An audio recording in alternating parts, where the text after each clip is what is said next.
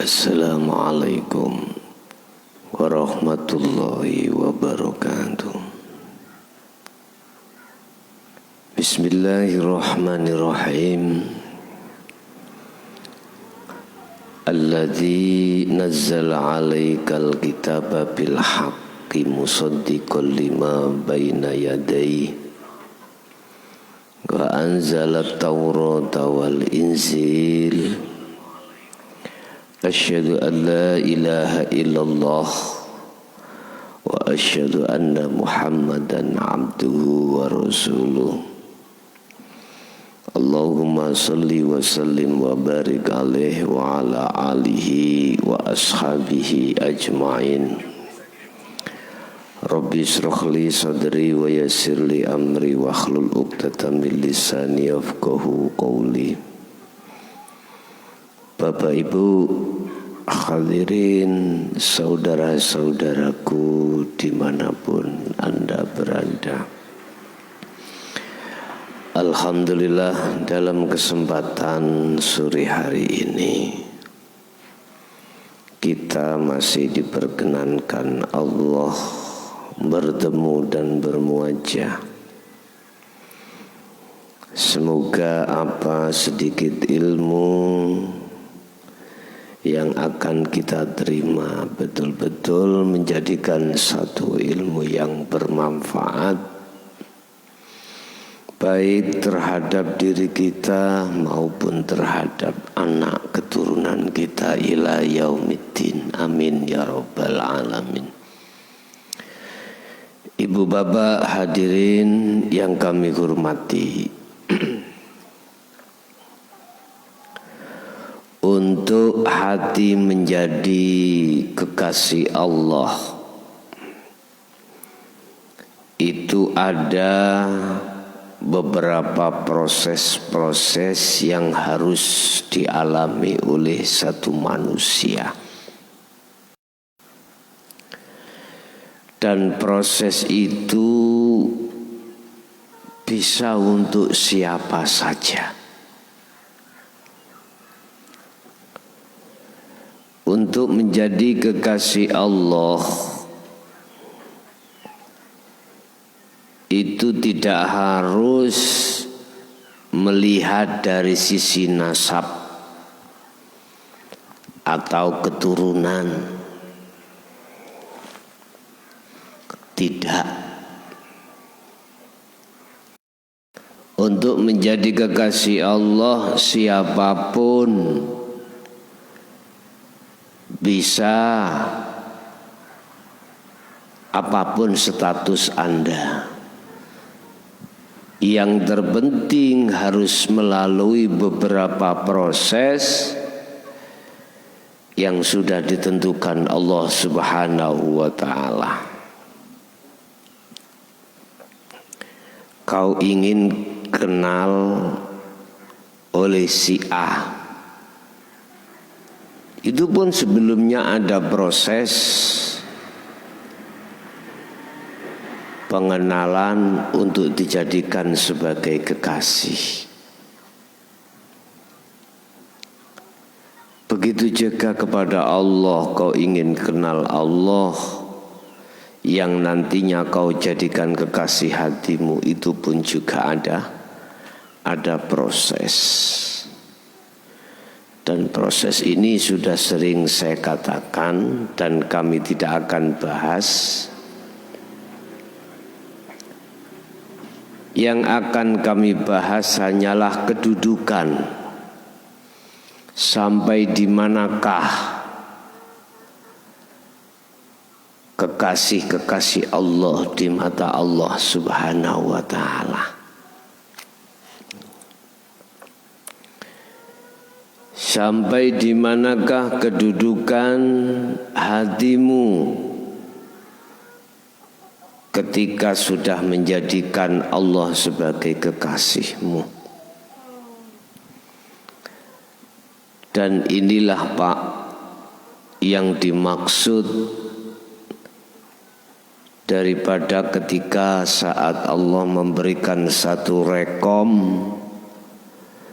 terhadap iblis untuk menggoda anak putu Adam.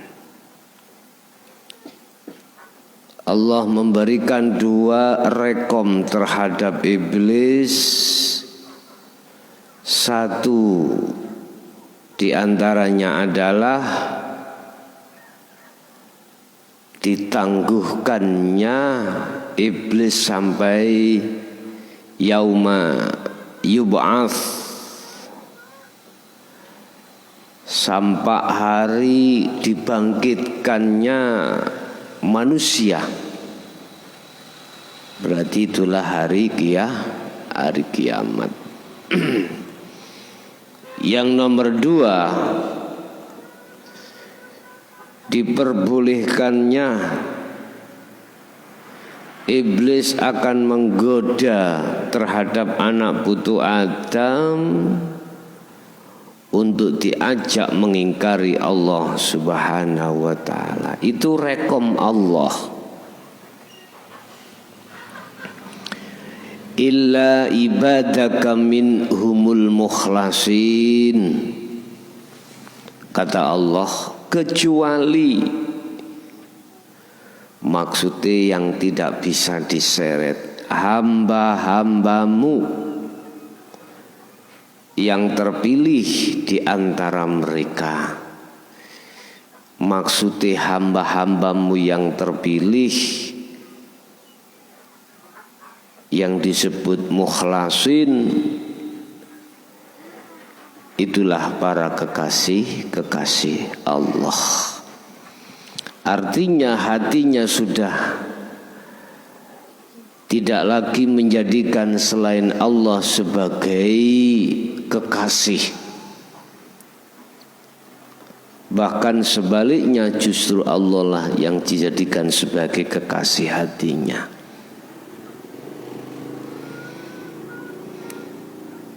Kedudukan kekasih-kekasih Allah yang seperti ini, Bapak Ibu, bisa diartikan sebagai al-mahfud atau al-ma'sum, terjaga hatinya dari belenggu-belenggu hawa nafsu, sekalipun dia suatu saat terjungkal di dalam jurang, tetapi tidak menjadikan dia berlarut di dalamnya. Kembali lagi pada Allah Subhanahu wa ta'ala. Bapak Ibu hadirin, mengapa Allah menjadikan mereka beliau ini kedudukan yang amat tinggi? Inna akramakum indallahi atqakum. Sak dhuwur-dhuwure pangkat lan derajat ning ngersane Gusti Allah, yaiku perkara takwa. Setinggi-tinggi pangkat dan derajat di mata Allah itu adalah takwa. Mengapa Allah meletakkan ketakwaan ini di atas segala-galanya? Bapak Ibu, ini menyangkut rutinitas. Seluruh kekasih Allah selalu dia memegang teguh tali Allah, itu bertakwa padanya, ilmu, ngamal, dan istiqomah. Hadza siratun alayya mustaqim.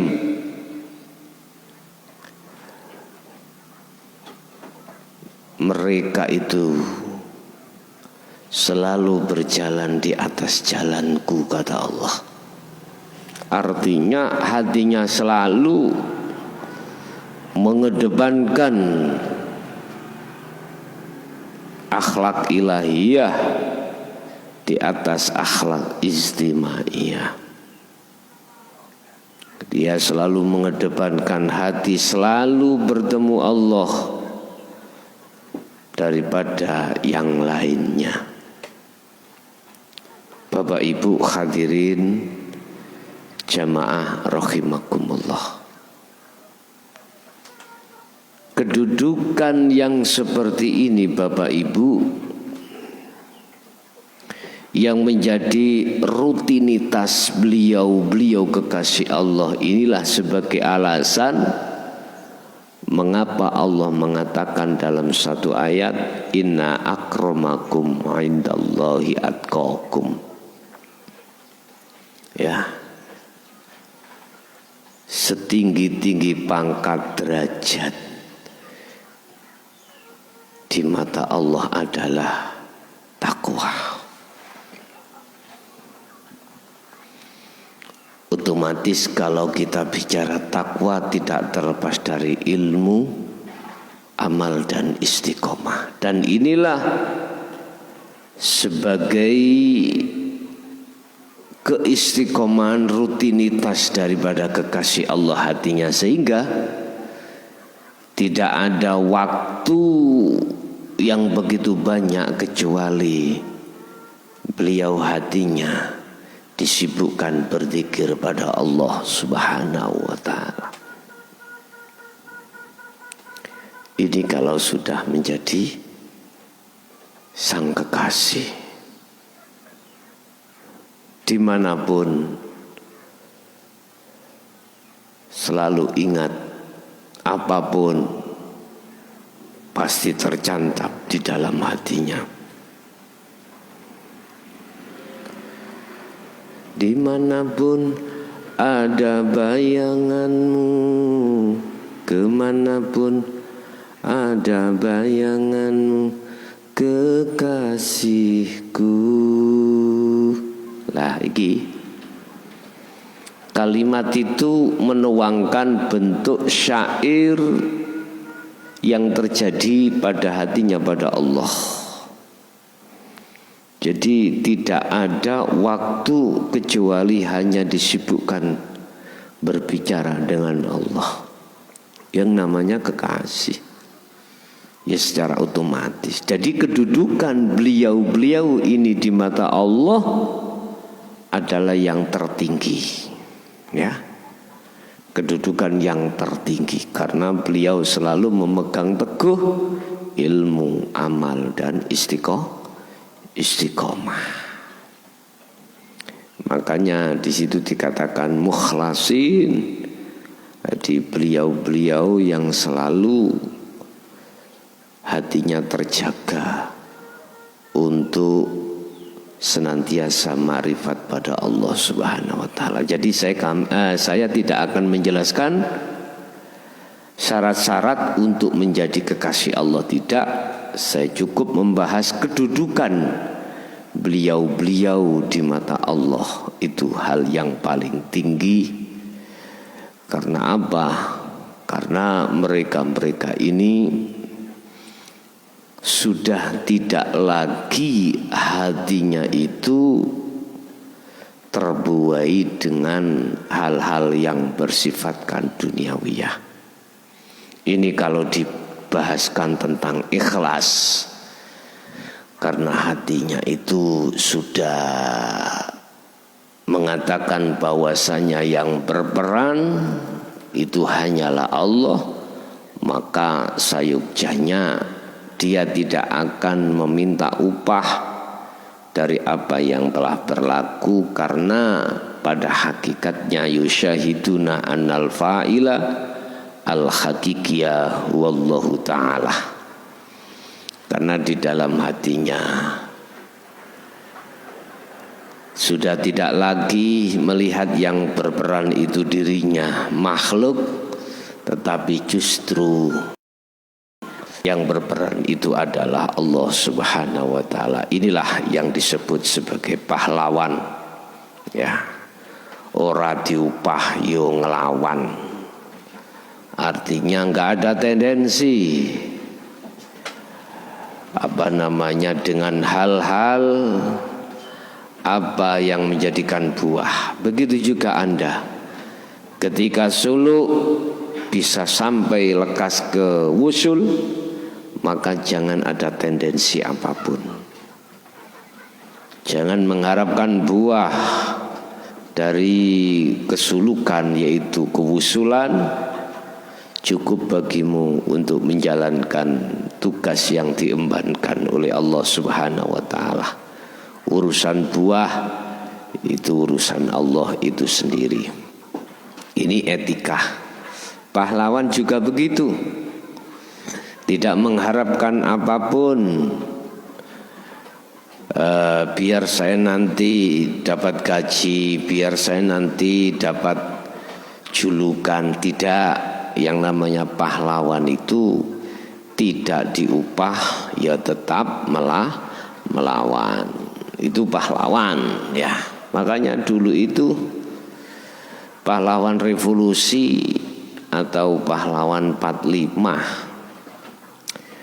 itu siapa yang ingin perang silahkan. Di situ ada pembaiatan, tidak ada upah pun dia berangkat.